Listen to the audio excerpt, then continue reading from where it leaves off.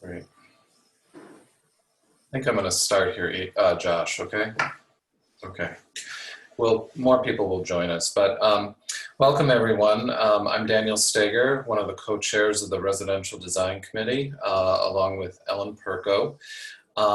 Josh Softy and Ian Baldwin of the Access Committee are joining us. It was their brainchild to coordinate a joint session, and that's turned into a presentation by Snow Kreilich out of Minneapolis to present a home that they did a couple years ago, but that has some aging in place and access folded into the design. So we're kind of killing two birds with one stone here with two committees. And so we're also very thankful for them for taking the time, along with the homeowners. That's the real special treat. The homeowners, Renee and Fred Pritzker, are here.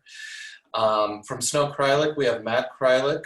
We have Tyson McKelvey and Courtney Woodis. So thank you very much for all the time you've put into this. I don't want to go into too many more introductions other than I will be copying and pasting a link to the BSA if anyone needs a certificate sent to them for HSU or CEU credits. If you're a member of the BSA, that's just done automatically when you give their number. And then if you have any questions throughout the presentation, please put those into the chat and we'll curate those during the presentation. And then during the Q&A, starting at around 1 o'clock, if you could put your questions again in the chat, but we'll probably call on you at that point and you can ask your question personally of the panel. Okay, so Matt, I'm going to turn it over to you to get started. And again, I'm going to mute myself and turn off my screen and let you go. Perfect, thank you. There's one other Snow Kreilich, actually I think maybe two, Kate Van Nelson, who really sort of helped bring this whole thing together. And I think I saw Megan Freeman, a former colleague of ours that's on. So it's great to be here. Thanks for the invitation. I think we're really excited that we're actually able to have our clients with us for this presentation. So, excuse me.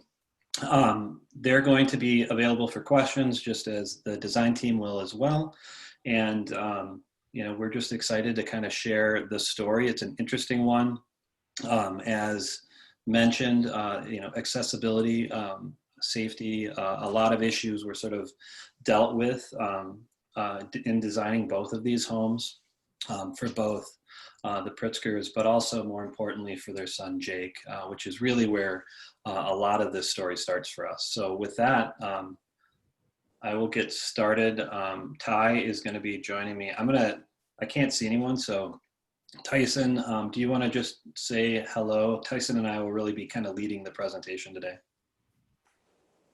Yeah, hello everyone. And I would just add that, you know, the story is not just about design and the clients, but the delivery of the project as well. You know, we pride ourselves on getting, you know, the vast majority of our design work built. And, you know, in terms of, especially in a residential client, that's really where the rubber hits the road and those design ideas are proven out. You know, if it's not constructible and doesn't function when it's done, it's kind of wasted effort. So that I really enjoy telling the stories of how these, you know, designs on paper actually become reality. So it's great to kind of recap one of those examples here today with you. Thanks, Ty. As mentioned, our studio is located in Minneapolis. I'll just give you a little background on us before we get started briefly, but we were honored with the National AIA Award a few years ago now, and it's because of this amazing team that has helped us create the work that we create. We can't do it without them.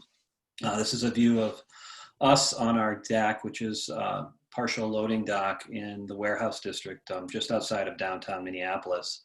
Sadly, it's a space we don't get to visit much right now, and haven't been really in the space for the last 6 months. You know, we're I think like everybody, it's sort of different depending on where you are in the country, but we have been working remotely for the last 6 months.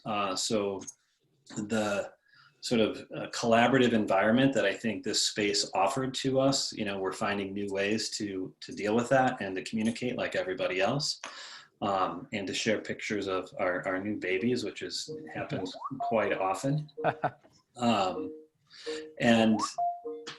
And now I have, can you guys hear that somebody's calling me? Is that coming through? Yeah. Courtney, since you're on the call, can you just send Sarah a note? Because she'll probably continue to try to call me. I have a meeting scheduled right now. No problem. Thanks. Sorry about that. But I like to say that we design, our design sort of ranges dramatically, I guess, is what is interesting about our practice, from bus shelters to ballparks and kind of everything in between.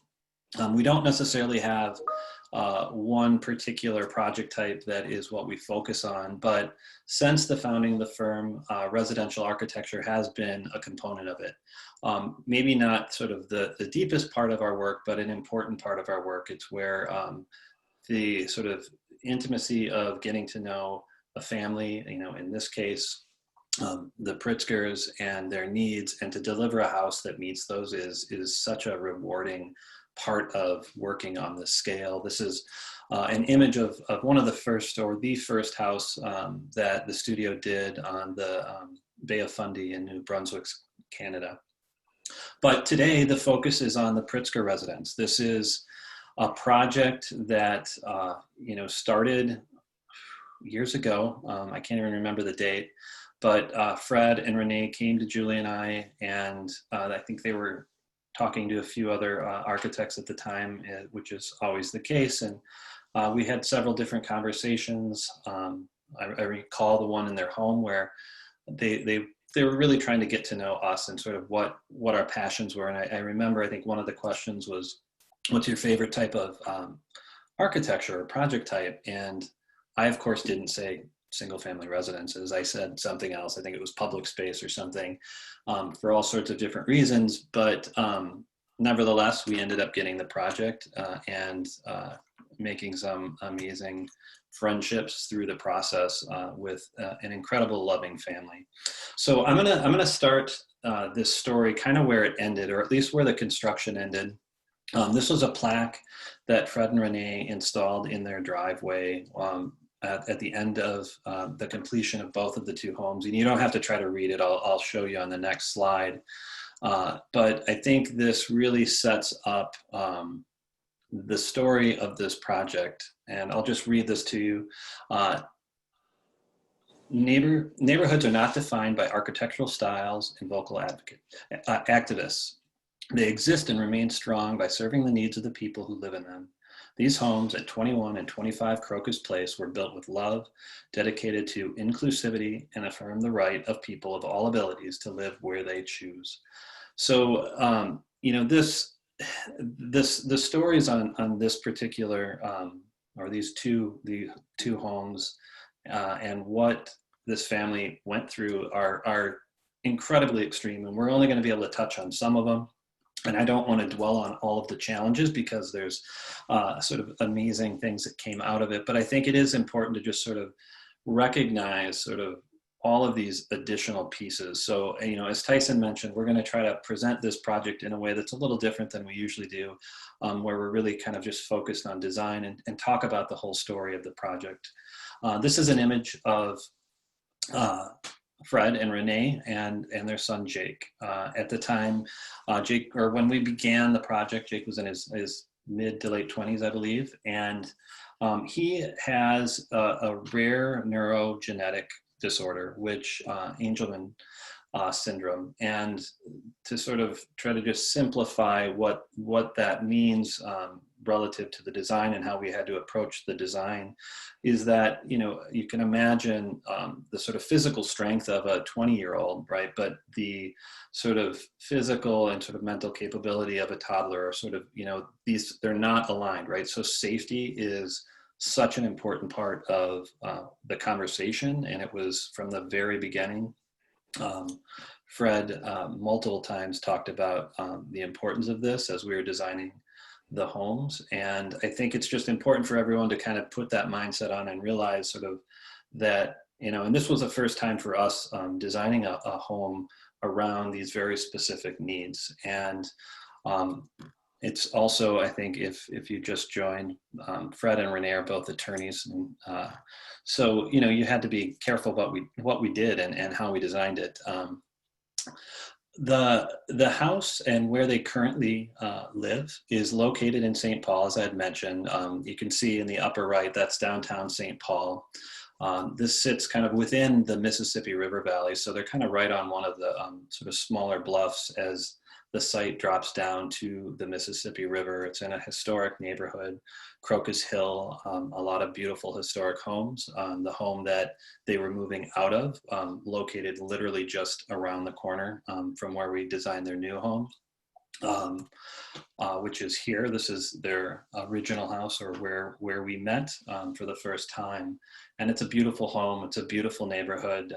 They have raised Jake here for the last 30 years now. And they had the choice as they began to think about how do we get or design a home that's safer. There's a lot of things that they did within their existing home, but I think, as everybody's aware, these historic homes were not built around accessibility. That was not at the forefront. They were elegant, they were beautiful, but not necessarily easy to navigate as you get older, or if you have somebody with special needs. And so for us, that was really, when we came onto the project, I think Fred and Renee had given a lot of thought to where they could move, what they would do. There was a sort of goal of finding a place where they could build either a sort of large home where Jake could sort of have his own sort of quarters within that home, or perhaps sort of two homes side by side. But the idea was that they wanted the opportunity to have Jake as close as possible, but also sort of to be able to separate, right? So that Fred and Renee, who have been living with their son and having caretakers help support them with those efforts, be able to also sort of live their life in their own home. And so this was really one of the sort of driving forces behind it. And I think, Fred, you can correct me if I get this wrong, but I believe your brother-in-law owned the property where the arrow is pointing to. And there was an existing home on that property. The home and the sort of the top of the screen, both highlighted obviously in the sort of orange-yellow color, is where their existing residents were. And so when he decided to sell, they were really interested in staying in this neighborhood. They loved the neighborhood, and they just didn't have an accessible home to be able to stay there. And this became an opportunity where they were able to take that existing house down and build a new home. And so that's sort of where things start to get interesting. They did a lot of homework before they purchased the home, and found out that they would be able to demo it. It's obviously an older home. It's not on the historic register. What you can't see in the images is that there's a lot of structural damage around the foundation, significant damage that was happening over the years. I mentioned that it sits on sort of this bluff area that, like all bluffs, they sort of shift and move. And so over time, the foundation was settling in pretty unstructural ways, right? So they knew they wanted to take it down. That is sort of, again, sort of where that story began. So we came on board, we began working with them to think about what and how do you bring these two programs together. So sort of taking a home for Fred and Renee, a home for Jake. And in this case, we were looking at those as sort of a connected, larger home or a larger sort of complex. You can see the kind of fabric of the neighborhood, right, which are all single family homes. And so as we were exploring this and really sort of thinking about that sort of context in which these homes would sit, or the home would sit, it really led us to two separate homes that sat adjacent to one another. shared a driveway, a kind of entry court, but worked with the scale of the neighborhood in a way that a sort of connected singular home would not. As we're going through the design process, this is where things start to get more interesting, and people start to come out of the woodwork as well.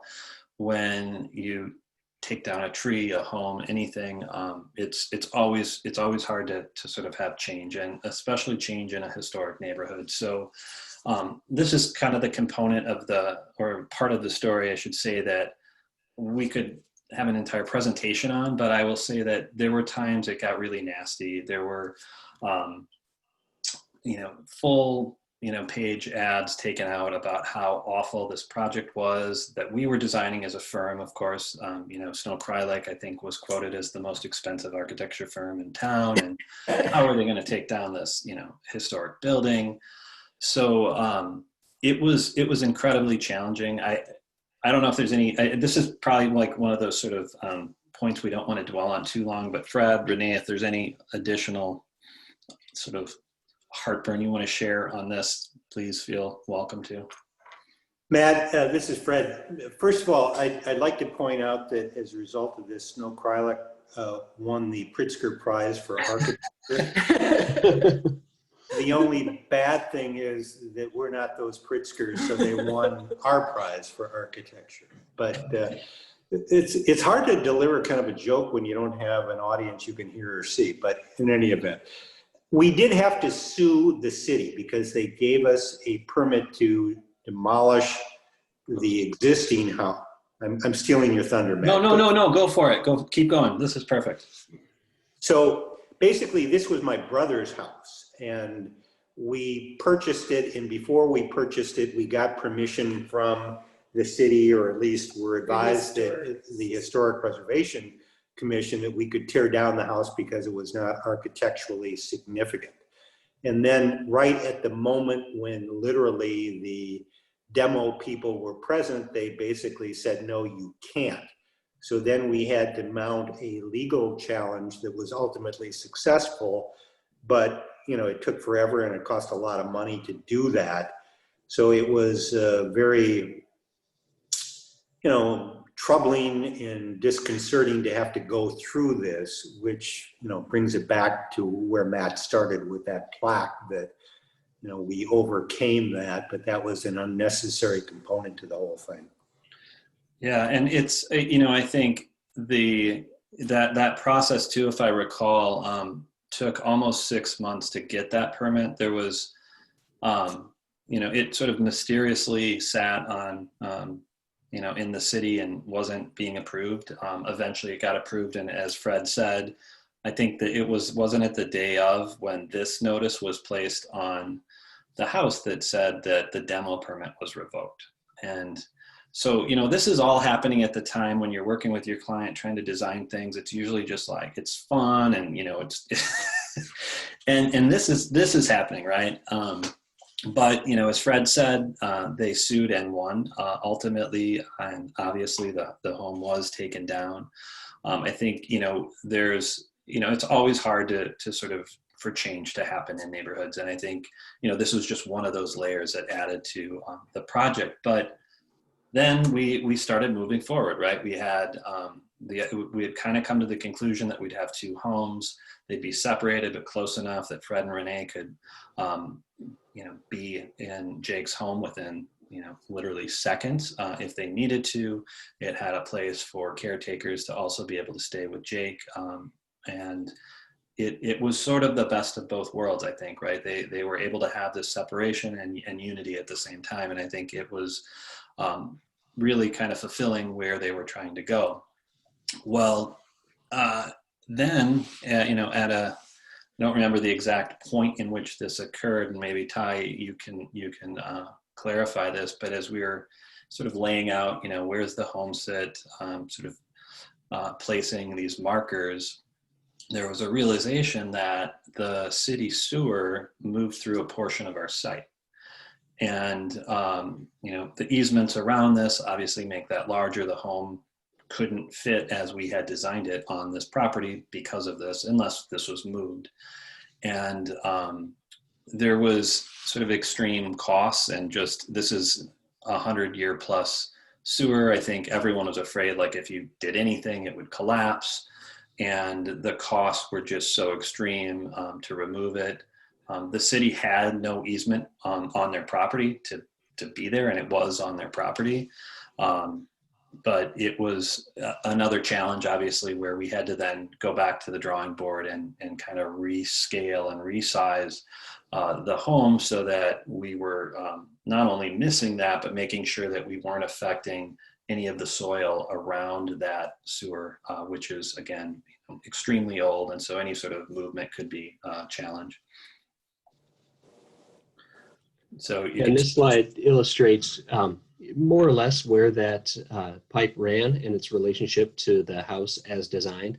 It's also interesting to note the gray swath at the bottom of the photo at the top of the bluff of trees is a, I think, 140-year-old retaining wall that is of questionable stability. So keeping things away from that, away from the structural issues around the sewer pipe, became, we couldn't just rip it out because the city would have issues with where it goes and where the maintenance rights and things like that are. So, big challenge number 2 at the 11th hour, because like Matt said, this was brought to the team's attention and hadn't been on the initial survey, that, as the crews are laying out the foundation to start digging, this is another delay. So quickly back to the drawing board to figure out how we can accommodate, the functions and get the construction back on schedule to get out of the way of this pipe.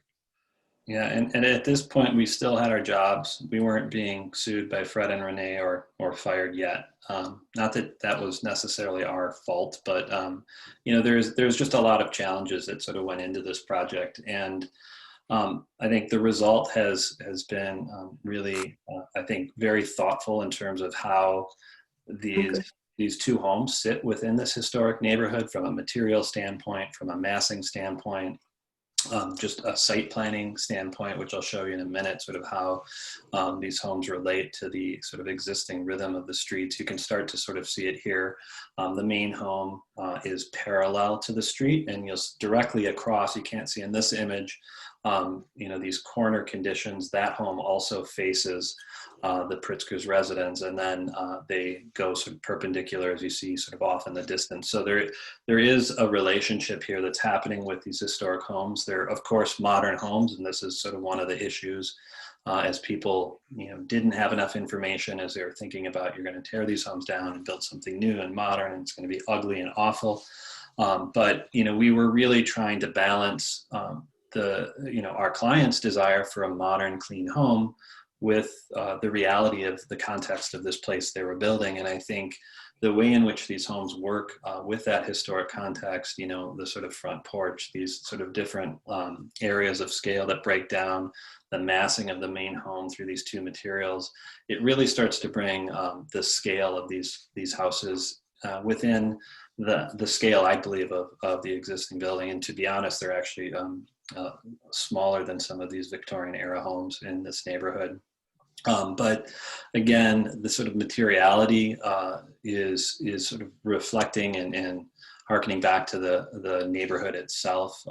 These are not, we didn't come in here, we had, of course, dozens and dozens of ideas, is it a black home? Is it highly modern? And I think we fell in a place that really sort of balanced both worlds.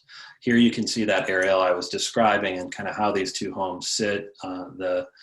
Jake's home sort of picking up on the rhythm of the houses as they move sort of to the left of the screen, and then directly across, that kind of relationship of these two homes that sit parallel to that corner and really frame the street as it turns at the bluff's edge.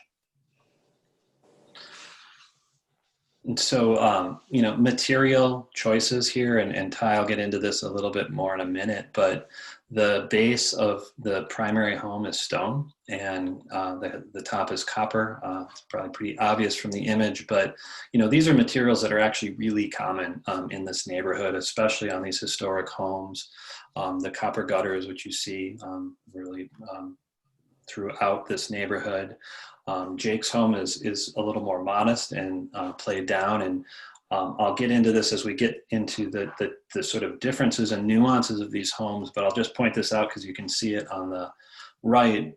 It was really important as we were designing Jake's homes that the windows came to grade, because Jake is generally sort of on the ground and he's sort of crawling around. And so his view of the world, if we just had sort of windows as we do in the main Pritzker home, it would be harder for him to be able to see out. And so that really allowed him to directly engage with the landscape, the site, and the neighborhood. And I think, one of the stories that I remember about, Jake, which there are many, but when Fred Renee would talk about his bed and the location of his bed in their existing home, it was set up so that he had this view outside and could sort of see the neighborhood and the people and dogs and everything happening. And so that was important to kind of pick up as we were working on the design.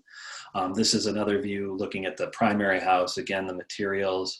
What was really important for us in the use of these materials, and this is where Ty will jump in, is getting the details right, where we didn't have large coping details at the stone. The copper is sort of integrated. It's flush with the gutters. So there's a lot of technical aspects of this that typically you don't.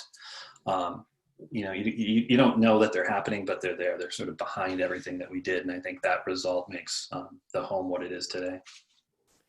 Yeah, and I do want to give credit here where it's due to our construction partners.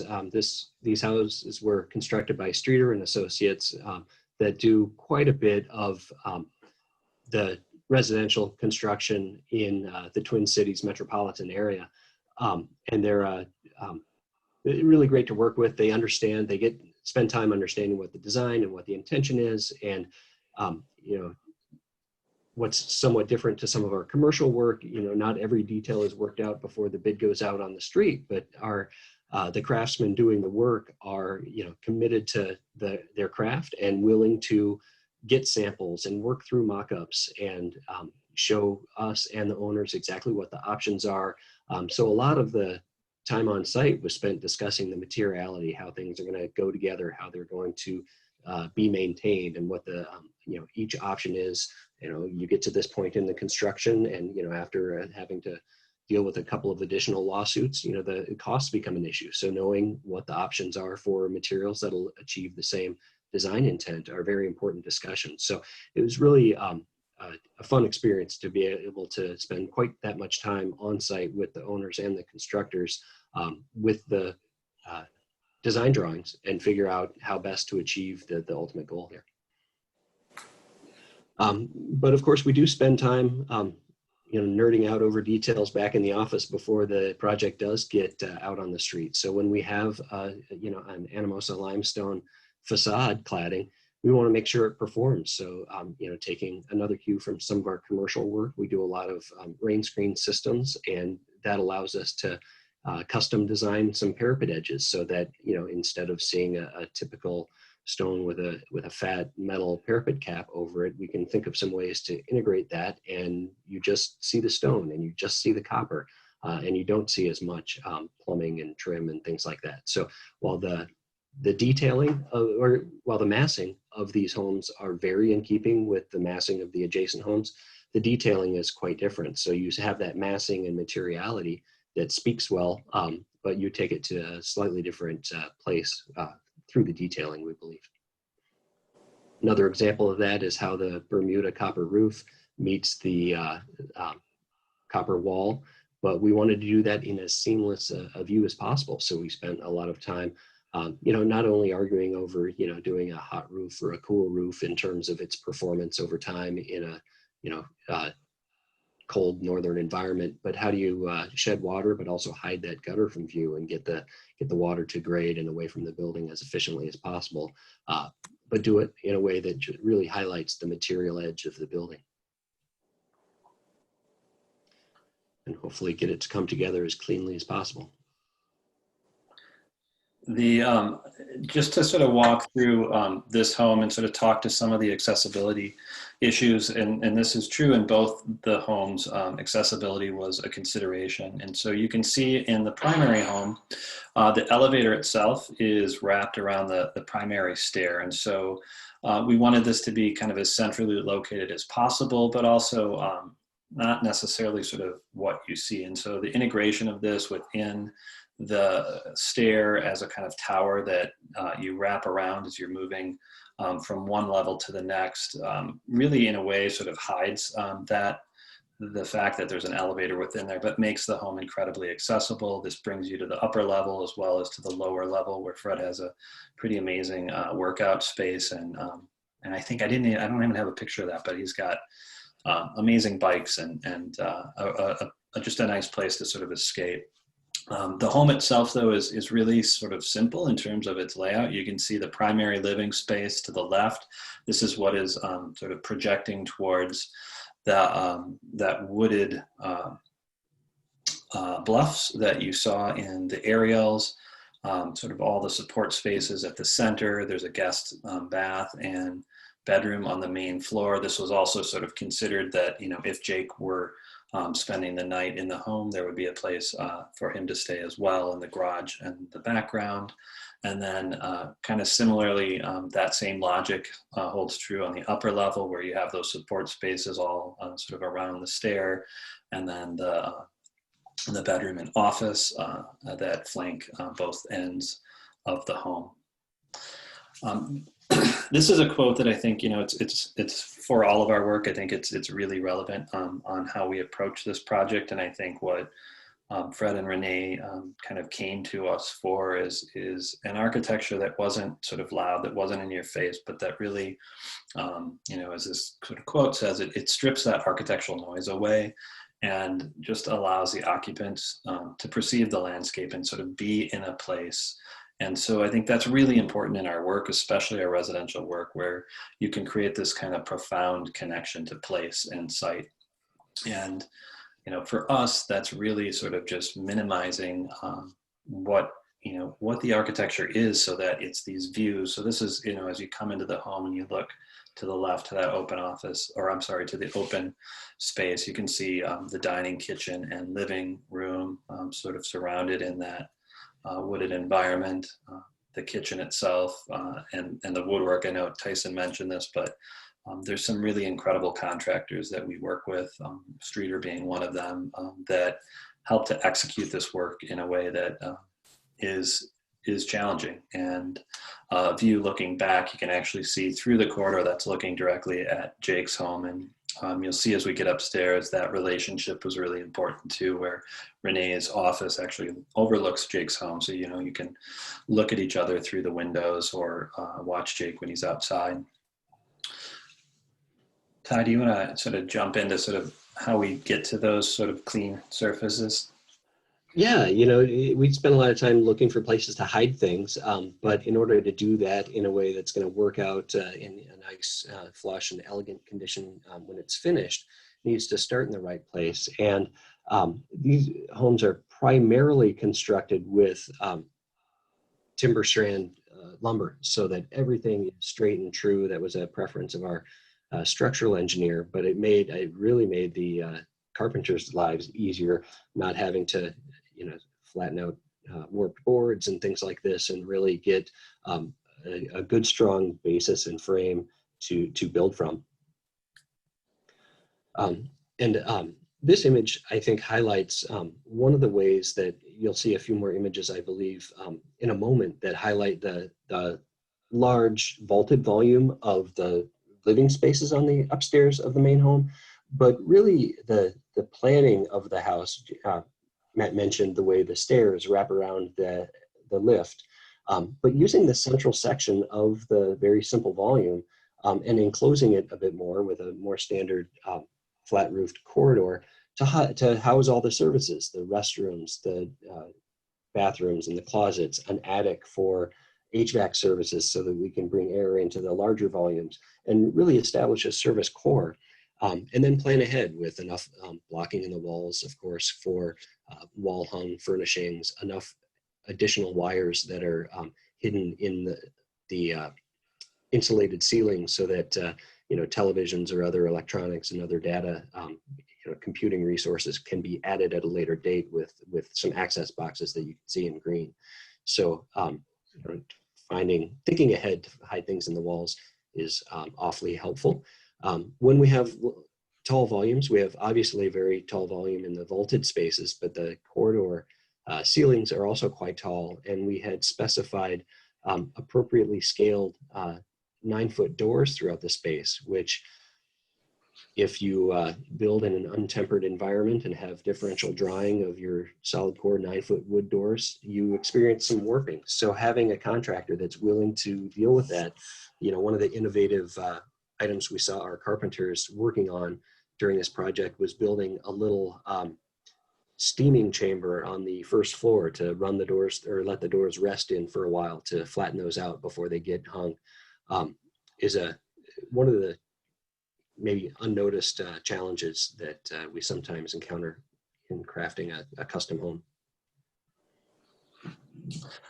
Thanks, Ty. I think what's nice to sort of see, the guts, if you will, of the home is it's so important to getting to this place, right? To being able to get to an incredibly sort of calm, clean, elegant space that really just allows that connection to nature occur. I'm going to share a quote that Renee shared with us, and I will say I've never received so many wonderful emails from a client in my life. So Renee wins that prize for sure. But when I read this, it's like, it's one of those things. It's really moving because you try so hard to sort of think about the spaces that your clients are going to live in, especially a home, and then to hear that it actually sort of performed in that way, I think is really compelling. And so I'll just let people read this. You're probably reading it as I'm talking, but I think it's pretty kind of incredible to realize that architecture can have this impact on people. I think it's why we do what we do, right? It's sort of what motivates us to get up and go to work every day. As I mentioned, so from the opposite side of the bedroom is the office, right, that looks down and directly into Jake's home. So I think that dialogue between the two homes, that ability to sort of connect is really important. Obviously, you can see the historic context of the neighborhood too, which is one of the sort of beautiful things of this home when you're sort of set within this white box and this white volume, and you have these framed views of these sort of really beautiful historic homes. It's kind of just a really interesting way to see the world. Jake's home, as I mentioned, is more modest in nature, but very thoughtful around Jake's needs and safety, from the design of the kitchen to the stairs to elevator to, as I mentioned, the windows. We really took into account a lot of things that you can't necessarily see, kind of as Tyson was explaining, but acoustics were really, really important in the rooms, and especially within Jake's room, so that he was able to sleep and wasn't awoken by sort of sounds. And so we did a lot. We learned a lot, obviously, from our clients and what the best way to design a home was. So, in a way, it's like we had sort of specialists that we were working with, and they just happened to be our clients that helped us through this design process, from what the best sort of scale and size of the bathroom needed to be relative to how, in Fred and Renee's case, they knew exactly what Jake needed to be able to get in and out of a tub. And so, you can see on the bottom right, like all of these things were designed specifically around those needs. His bed, as I described, is sort of adjacent to that view. So he, still gets to have the view into the neighborhood, which I think is really important for him. And if you can pause on the plan just once more, Sure. to expand on that.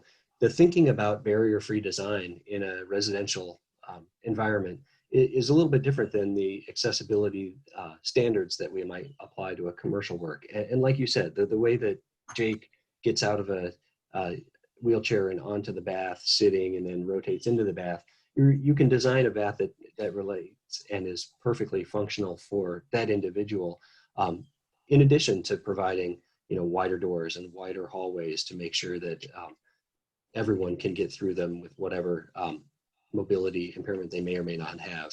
In the case of the main house, you don't need in a residential setting to have, ambulatory stalls and grab bars in every exact location the code calls for, but you can put them in the place where they're needed, and making sure bathrooms are laid out, in Fred's example, with greater strength on his right side than his left means that you're designing those restrooms differently than you might in a barrier-free home for another client.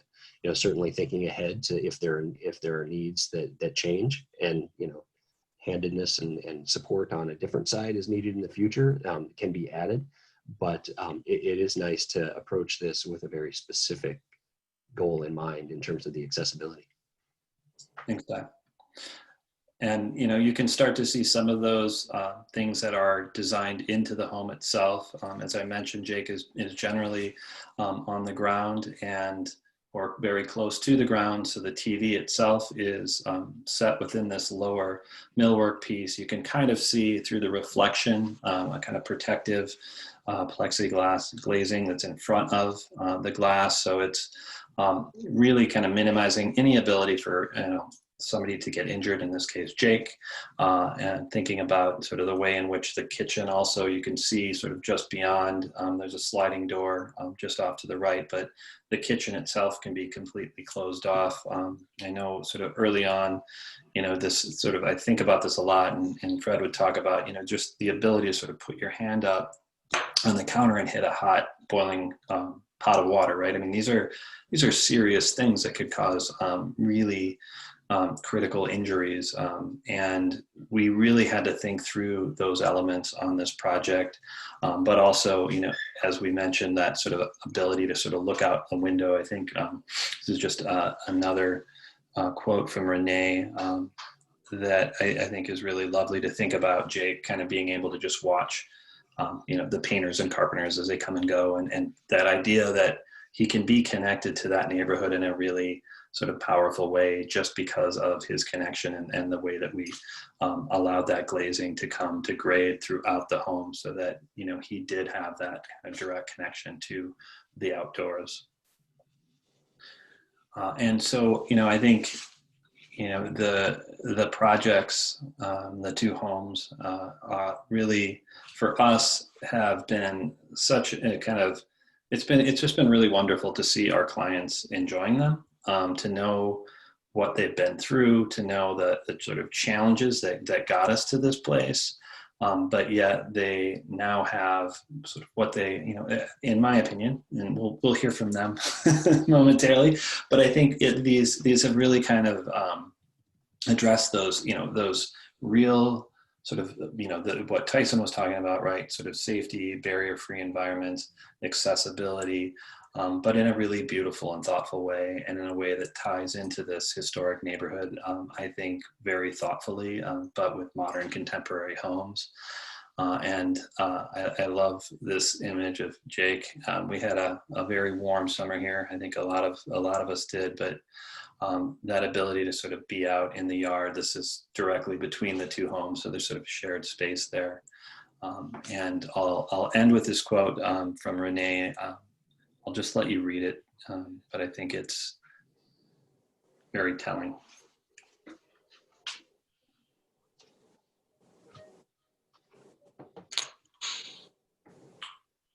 And with that, I suppose I had Renee here. Renee, I should have just had you read these quotes. What was I thinking? Next time, I'll just leave it on that. But with that, I think we will open up to questions. And I think somebody's controlling how this is all going to work. But just let us know who you want to address them to. Obviously, we've got both clients and team, and hopefully you ask them some questions. Thanks, Matt. Thanks, Ty. I think that was a great presentation. You covered a lot of things. You really know your audience. but I don't see many questions actually in the chat right now. So I'm just going to start this off. And we have such a great opportunity here to have the clients. I'd like to just start this off asking Renee and Fred, you know, what have you discovered over time? You've got some beautiful quotes here of how the home has affected your life and your family, watching the seasons from your windows. But what was kind of unexpected that you discovered about the spaces and about living here that you just kind of blindsided you after you'd been there for a while? You know, one of the ironic and coincidental aspects of it is we moved into the house, the larger house, in May of last year. In October, I was diagnosed with cancer. And as a result of that, I have been in a walker and have been, you know, fairly significantly disabled. One of the longest periods and most difficult times in all of that was last winter when I really, with COVID, couldn't do much and go out much. So I spent a significant amount of time in my bed in the master bedroom. And I can't tell you how much the comfort and the views from that made that long, difficult period so much more tolerable. So that was the ultimate unexpected portion of this, and the house lived up to its plan and its expectation and made our lives a lot more bearable. Renee, do you have anything to add to that? I think also the architect's ability to connect this house to nature was really, really interesting in how effectively they did that. I am, with COVID now, our care with Jake has been a little bit more limited than we anticipated. And I am sleeping in the back bedroom in his home, which is, you know, one of the larger bedrooms. And the wall next to the bed is glass and faces a bluff that is totally wooded. And I watch the trees at night. You know, when I wake up, I can see, you know, trees, and now with the fall in the morning, I see all the golden leaves, and it's just, you know, exquisitely beautiful. And we have those views in our house as well. This house is set on a bluff, so it's very wooded and wild, and we're very connected to that as well as the street. It's wonderful when architecture is able to connect you to the passing of time and the seasons. Thank you. I'm reading a couple questions here, kind of springboarding off of what you discovered as being delightful. Is there anything that you would have changed now after post-occupancy? This is the truth and all right, Fred, let us have it. Segment here. Truth in architecture. That's from Kathy Gibbs. You know, I don't think, the only thing is that, and this could not have been anticipated, in Jake's house, the master, not the master bedroom, you know, the living room and the kitchen and the dining area are all together. I'm not sure how we would have done it, but there's so much commonality on the first floor that sometimes it's a little more challenging to spend a lot of time with so much going on in a relatively compact space. But again, there were site constraints. There was The depth of the buildable lot is a big issue. Exactly. So, you know, this could not have been anticipated by the architects or us beforehand. For me, the only thing is, and we had an email conversation about this a couple of weeks ago, I'm back and forth from both houses all the time. When we originally looked at the design, we talked about a walkway, but that wasn't possible given the city planning constraints. I wish we had put in a tunnel to get from one house to the other. So, you know, on winter days, it'd be a little bit easier when I'm going back and forth 10 or 15 times. Renee, we could design a skyway that just goes across the driveway. And that's what Tyson said. No, you know, that's a really interesting point, because you know, we shared some of these really early diagrams, and you know, it's when the homes were connected, and you know, the basements they're large, and you know, there's some really good floor to ceiling heights down there, so that would have, you know, it makes sense. It actually makes a lot of sense.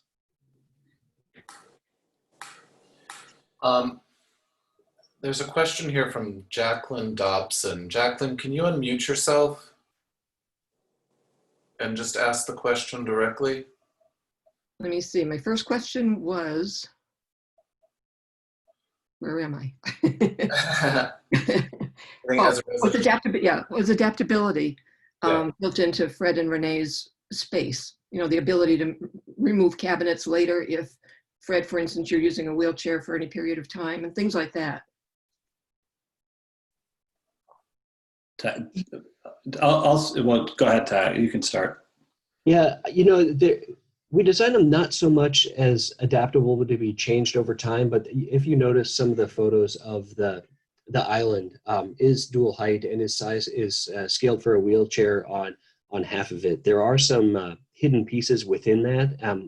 Matt mentioned the story of safety and making sure when Jake is in the main house that you're able to see what he's doing, but also keep him out of the kitchen that's more dangerous. And there's some little pocket doors that can close off the kitchen area that are hidden in the cabinetry. And I think we approached it more of designing it for wheelchair use rather than changing it at a later date to provide wheelchair use. For Fred and Renee's? For both, yes. For both. Good. Thank you. James Beasley, you have a question here. Do you want to come on, ask it directly?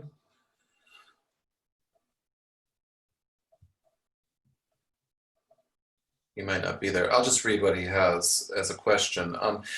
The design does a great job planning for the future of the homeowners. How did the design or assemblies address climate change, exterior insulation, air barrier, high performance windows, minimized HVAC? Kind of get into the weeds here with the technology and how the house was built. This is great. Yeah, I would say that it does have a high performing envelope. It is, if you saw in the roof details, it has continuous exterior insulation, as well as the roof is spray foamed. Does have an air barrier. The windows are not triple pane, but they are thermally broken, dual pane, argon filled. And the mechanical design was design build with our mechanical sub, and they were able to provide us calculations and size that appropriately. We did discuss photovoltaics for adding to the site. This was a little bit later in the process during construction, and we had the site analyzed for solar, and it wasn't the best performer, but was it's a possibility. Ultimately decided not to do it for two reasons. One, the garage is a flat roof, and it is structured for either a deck or for future photovoltaics. And then we did realize, this is a lesson learned, that the profile of the copper roof was such that our local solar panel providers do not make a standard bracket for a Bermuda style horizontal clad roof, whether it's copper or another material. And while it was still possible, we had to weigh the performance decrease in penetrations, both through the copper and through the roofing membranes, to create the supports for the southern facing solar photovoltaics on the sloped Bermuda roof, that based on that and the fact that it was an adequate performer but not an excellent performer in terms of its the site's solar exposure with the trees on the bluff, ultimately decided not to do that at this time. But like I said, it was looked at, and there is potential on the garage roof for that. And I believe Jake's house is wired for solar, should we decide to do that in the future.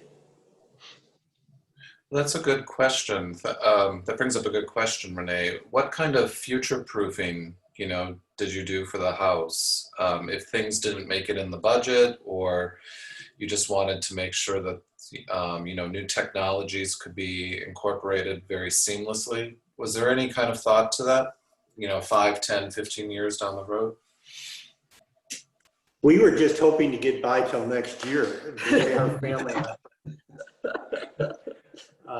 I don't think there was a great deal of future planning. I mean, we wanted to do everything right the first time and make it as durable as possible.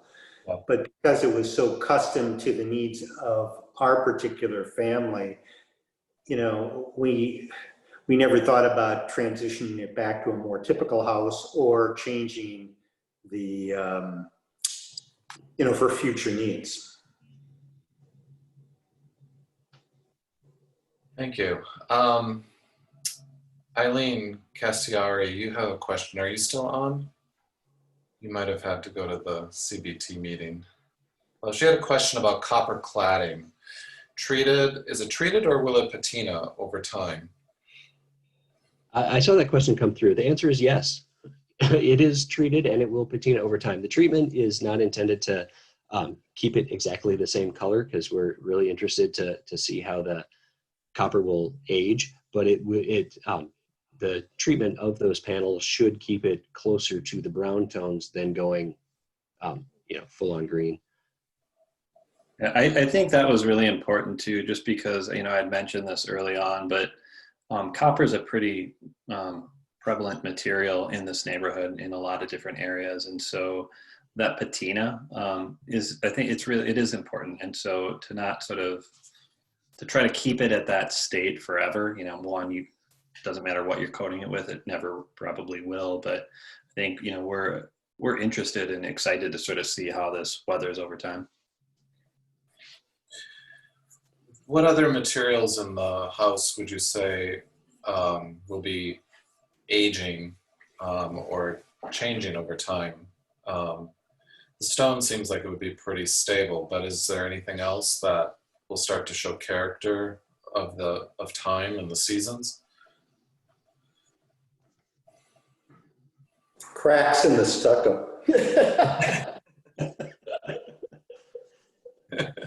Yes, that's Jake's home is all stucco.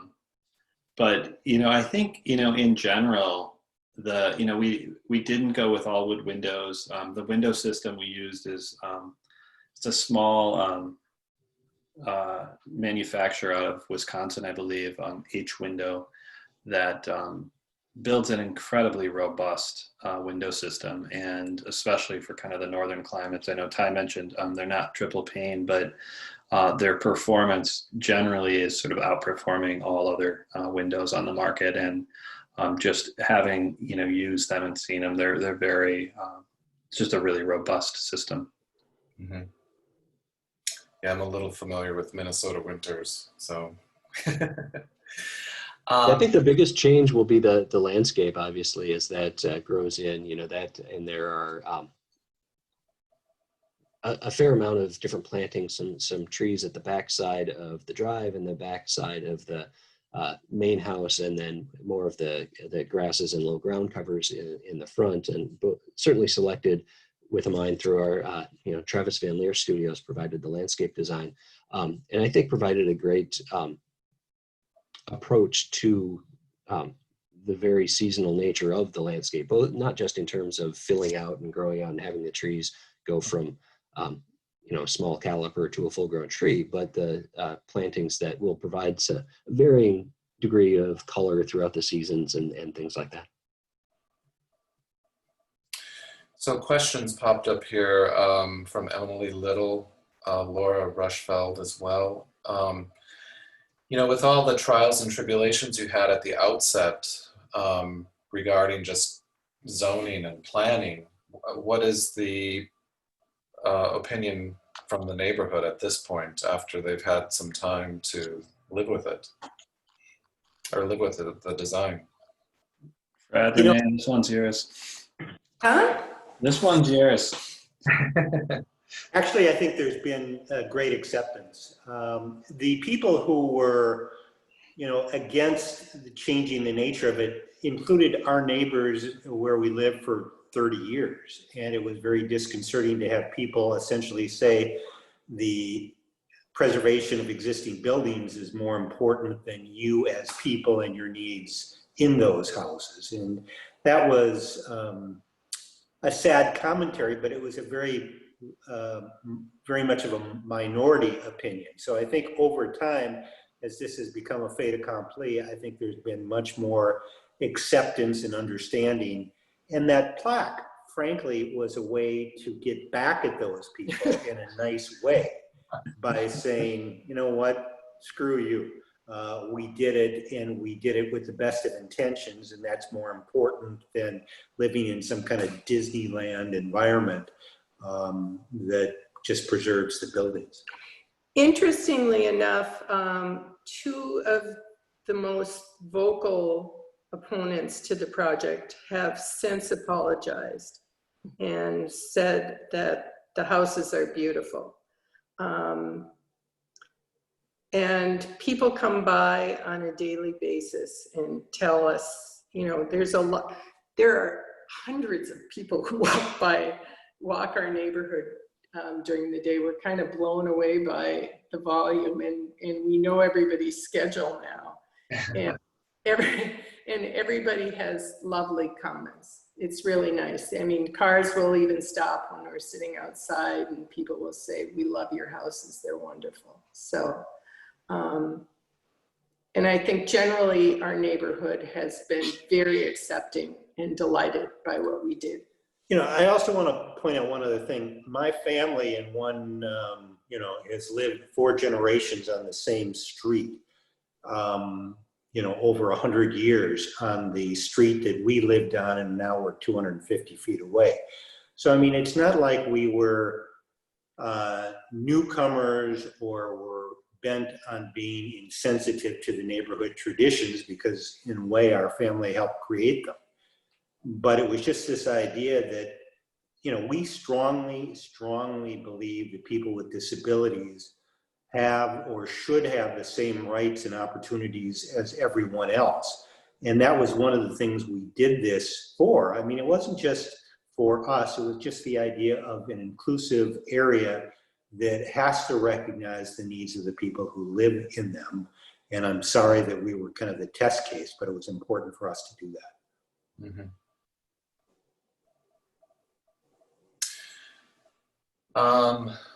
There are some very pragmatic, straightforward questions here. We had the window company listed. Communication systems between the house. Renee, you had said you wish you had a tunnel. But what other kinds of communication systems are between the two spaces, between you and the caregivers? And is it pretty straightforward, or anything elaborate? One of the main ways that we can communicate is visually.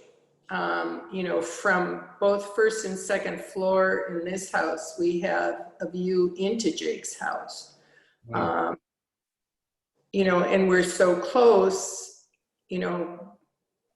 I'm back and forth daily many times, checking in, preparing food when need be, We also have doorbells with cameras on them so that we can see who's coming into either house, and obviously cell phone. But there's no hardwired or specific communication system created beyond that. Mm-hmm. The second part of that question is, what have you used for window privacy so you don't feel like you're in a fishbowl? That's a really good question. Yes. I mean, basically we have Mecco shades that in Jake's house, in some of the rooms are kind of the darkest light penetrating, or the least light penetrating available. But I mean, that's always an issue. I mean, we are a little closer to the street because of the physicality issues with the lot itself than we would perhaps like to be. And in fact, we're talking with a camera installer to beef up the video surveillance options.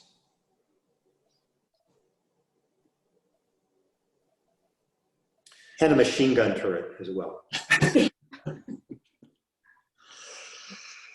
Maybe paintball, you can mark them. Yeah. I have a question for Renee and Fred, and it has to do with, it's more of a personal question.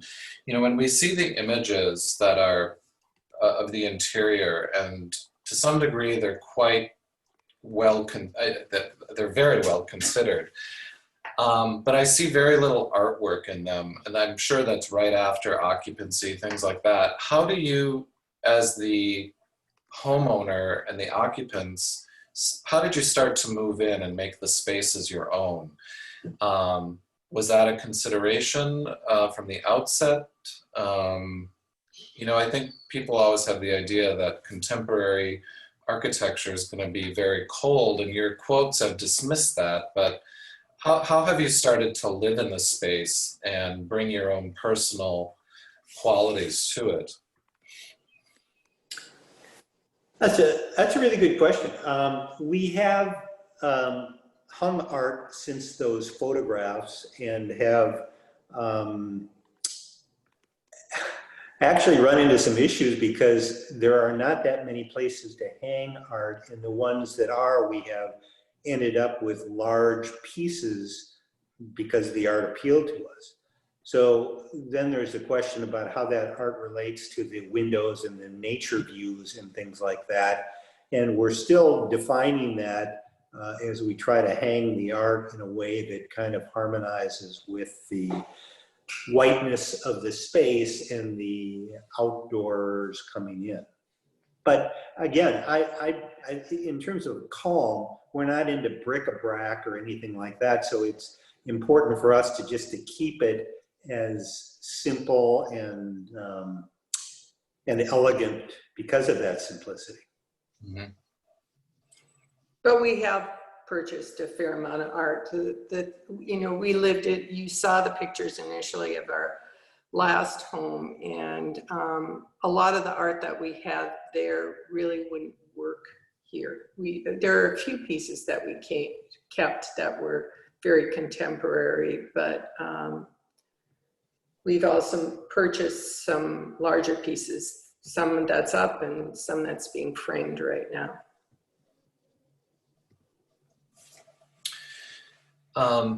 We've touched upon how architecture can be transformative for the occupant, and you know, Jake has a more direct view of the street and what's happening. Can you go into that a little bit more? What changes have you seen in your son? And yeah, I think that's simple. Well, particularly now with COVID, we're recognizing how important the large windows are off the front of his house. He has had many wonderful caregivers over the years, all who have stayed involved in his life, and many of them are medical professionals and aren't able to come in and visit now. And he has daily visits through the glass with his loving caregivers, you know, palm to palm on the windows, and even kisses through the windows. So,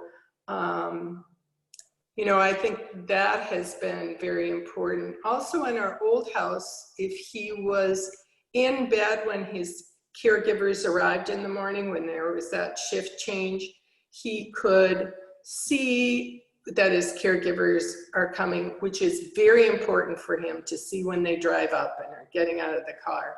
Now, if he's up in the morning, he can do that too. And, you know, you hear the squeal of delight when he sees someone is on their way and he's not going to have to spend the day with his mother. You know, one of the other things about that, Jake really likes the house. I mean, we thought that when we moved him in there, because he had grown up in the other house and was happy there, that there would be a difficult transition. There really wasn't, and I think that that's a function primarily of the fact that Jake is more of a forward-looking guy and a present-being person than a rearward-looking, but also just you know, the elegance of the house itself. I mean, he just felt comfortable right from the get-go. Jake moved into his house the winter before we moved in, and Fred was pretty concerned. He wanted us all to move in at the same time, so we would be right next door to Jake. And so my daughter and I took the lead on this, and when Fred was out of town on business, we just moved Jake over. And I remember the first night, you know, he was watching TV, and he primarily crawls when he's at home if someone's not helping him walk. He crawled upstairs to go to bed on his own. It was really kind of cool. Like, okay, I'm here now. So I would point out he's never done that again.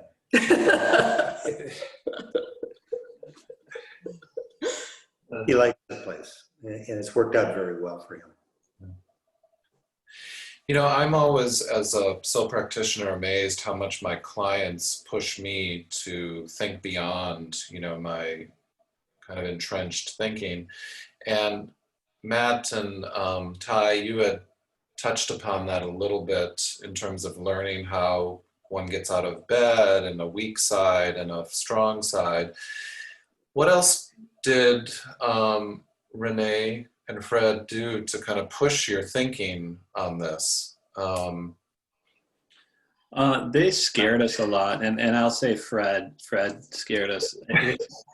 So you know, I think I mentioned, I'm joking obviously, but I mentioned early on their, you know, personal injury lawyers. So the things that they see and you know, have to deal with on a daily basis are pretty extreme, right? They're scary things, and they're real. And I remember some of the conversations on Jake's home where, you know, we had a bedroom directly above the garage, you know, and I don't think we always sort of think through like, well, what if the car explodes? What if there's a gas, you know, what if something happens? And so there is that sort of anticipation of worst case scenario that Fred would sort of, you know, talk about a lot when we first were designing. And I think it's, you know, it's really important for all designers, right? Obviously, I mean, sort of risk aversion is what we do. It's what we deal with on a daily basis. That's why we're dealing with codes, but kind of bringing that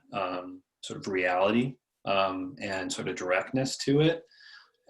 It makes you think a lot more than I think you tend to on certain things. And so I think for me, that was just something that was, I mean, there's all sorts of things that were very memorable, but yeah, that was one of them. Hi. You know, I was pretty amazed at the Pritzker's ability to roll with things. I mean, the fact that these got constructed after all the, you know, political issues that went on before, you know, a hole was dug in the ground to put the building up. You know, two very big setbacks that very easily could have derailed a project with a different owner. And, you know, all along with residential projects, and I know I keep comparing these to commercial work, but it's out of a real love of doing these projects because the owners are the people living in it and the people touching all the surfaces. So they, you know, just care more about every decision that you make. But at the same time, I was refreshed by Fred and Renee's approach to things that, you know, well, yes, this is really important. We're paying a lot of money to have these homes built and the finishes, but when things didn't go right, you know, at the end of each discussion, you know, we'd have a few heated discussions about why things needed to be one way versus another and what choices were available, and they may not have been everyone's first choice while we're sitting around with the owners and the contractors in the field. But I think at the end of each of those conversations, either Fred or Renee would still say, you know, we're so lucky that we get to argue about what color this is going to be, or, you know, if this is going to crack later on, with all the things going on in the world. That attitude, I think, was really refreshing, and one thing that I try to carry with me as I have sometimes uncomfortable conversations on other projects. Yeah, that level of respect between client and architect, that you're all going in the same direction for a beautiful project. I think one of the main things here was just the level of communication that was present at all times. We were involved in all the decisions, both the builder, Streeter, and our architects gave us numerous choices, and always thoroughly discussed cost issues, and were really our friends. We miss them since this project is open or finished and the world closes down. But I think that was a main thing, is that there was so much discussion every week about what was being done and what the challenges were. The only thing I'd add to that, which I agree totally with Renee, is that these houses were as much a political act as anything. I mean, we could have moved to the suburbs. We wanted to stay in the city. You know, we could have gone with a different type of building that would have placated some of the opposition. But ultimately, these were, you know, a commitment to the city and the diversity of the city. I mean, obviously, we're kind of pinkos in that regard. And also just the recognition how lucky we are. I mean, you know, to be able to do this is a remarkable confluence of luck that never, you know, we can't take pride in. I mean, it's just, it's fortuitous. And I think at the same time, we wanted to be citizens for our community and for people with disabilities, as I said before. Can I tack on to that? I'm just curious how maybe the architects help you when you were crafting your argument to make to this community where it sounds like you have very deep roots. I'm sure people said, well, you can retrofit the house that's already there. You don't need to tear it down and build a new one. Did the architects help you at all in terms of making that argument that no, that actually wasn't going to be an effective solution? You know, that's a good question, Ian. Not really that much, because we knew the house that was there, because, you know, we'd been in it hundreds of times. We lived, you know, that close to my brother and sister-in-law. So we knew that, you know, there was this steep main staircase. There was just no way that it could ever be accessible. And, you know, you couldn't use that house in a retrofitted fashion that would accommodate the different needs of Jake in his house and our needs in our house. So, you know, that was kind of a recognition early on that it was just not feasible economically and practically to try to retrofit that house. There were many additions on that house as well, so it was not in any sort of pristine Architectural condition. Exactly. I mean, they added a garage to the front. There was a kitchen addition in the back. There were steps and different grades to get into the house through the kitchen. You know, it's just, it would have been absolutely impossible just with those grade changes to ever have ramps or other means of access and egress and ingress. Plus, with the foundation issues that Matt pointed out, you know, you basically have to take the house down, redo the foundation, put it back again. And most of the bathrooms in that house, from looking at the original plans, were put into closets, quite literally. So like the main bathroom, in order to get to the toilet, you had to open the door, step in the bathroom, close the door, and go to the toilet. Well, there was also the issue of just kind of the tyranny of the old. I mean, that house was originally built by a person as a spec home back in the late 1890s. So, I mean, there was never any great architectural significance to it. It was just an old house in a nice old neighborhood.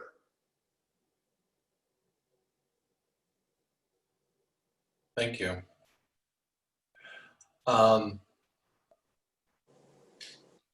couple questions came in here about the selection process, the process for finding an architect to work with. And Matt kind of jokingly said, well, my response to doing residential architecture is I do public spaces, but could I you wouldn't recommend that on any client, but could you? Julie said she loved doing houses. Okay, good save, Matt. Could you talk a little bit about the selection process, and if you had a number of choices in front of you, what kind of finally tipped the scales for you that you said, yes, let's sign up Snow Kreilich? Biggest mistake of our lives. No. We interviewed 4 different firms in addition to Matt's firm. And one was much more historically aware and wanted to amalgamate aspects of the existing home. But again, we did not feel that that was a suitable option for the family's needs. I mean, it was more of a question of his predilection rather than our needs. Another architect that we consulted was an award-winning architect, very much known for his vernacular, Minnesota vernacular and Swedish influenced homes. But again, he was, it was more about him rather than our needs. Mm-hmm. And another firm was more amenable, I think, but, had a style in mind already. And we really wanted to start from the beginning and incorporate some of the things that we liked, and then have the architects be able to translate some of those into a practical building and environment, which Snow Kreilich really did. Do you have any comments, Renee? No, I think he summarized that quite well. I mean, we met with these firms, each of them were excellent firms. Some of it came down to personality and trust. Mm-hmm. Initially, when they were first looking at doing this job for us, one of the first things they did was have someone go through the neighborhood and photograph all the other houses and design elements that could be modified to a modern presentation in a way that would be acceptable to us, but also tied to the neighborhood, both in scale and materials and presentation. I think there was that level of trust. And also Ty lives in our neighborhood, not very, just relatively few blocks away. And he and I are both into bicycling, and there was just a nice bond that was created, and there were these, numerous opportunities to interact and kind of get the experience of the others in doing all of that. So it was just as much just a matter of personality and fit as well as talent, which we frankly didn't have the ability to evaluate. And was this your first renovation project or working with an architect? Yes. First time, well, no, I mean, we did renovations to our last home. We've never built anything from beginning. The builder that we used, Steger, had done a number of renovations to our old home, put in a new kitchen, so we worked with architects then. Mm-hmm. And, as ultimately a builder that we trusted and had good working relationships with, so we went forward with them. But we've never built a house from the beginning before. There's one last comment or question here. It was sent to me by Dan, and he would welcome some comments on just the difference between living in a contemporary, very open home versus a traditional home, from daylighting to acoustics, And then I think we're going to have to wrap it up. We're coming upon the 1:30 hour. It's night and day. I mean, the old house that we lived in, we, did everything to over the years, but it was still an old house, and there were cracks, and there were, energy inefficiencies. And obviously the biggest issue had to do with handicap accessibility. There were stairs up to the main house that, if we needed to get in, we'd have to have ramps, which we used in the past, and then the stairway. I mean, if I was sick with cancer in that old house, I would have had to have been, oh, I can't even imagine. You wouldn't even have had access to a full bathroom because he couldn't get up the stairs. But We were thinking of just putting a big bucket with a pulley and winching ourselves up. It's night and day, and it's so much better. yes. So in terms of accessibility in the new home, we, Fred and Jake are able to move around with ease. And there it was always a challenge. Also light. You realize how important it is living in Minnesota. Yes. Yes. I apologize. We have to kind of wrap things up here, but again, big thank you to everyone who participated in this. This is kind of setting a new precedent for how our knowledge groups and the Boston Society of Architects move forward. This has been great cross-pollination between committees. Thank you, Josh and Ian. Thank you, Matt, Ty, Courtney, and especially hearing the voices of Renee and Fred. This has been a real treat for we architects who deal directly with our clients, especially in residential work. Yeah, and I not too long ago I was just thinking, sorry, I can't resist, but there was another personal injury lawyer couple in the Midwest that came to some bit of notoriety for how they interacted with the neighborhood. So it's nice to see a very different way of doing that. And I think hearing about how well the houses have integrated into the neighborhood is a really, really great story. Yeah. We have no firearms in our house. Thank you so much. Any last comments, Matt, Ty, before we start? Just Fred, Renee, thank you so much. It was wonderful to have you on and share this. So, and thanks to everybody for having us here. Thank Great. you.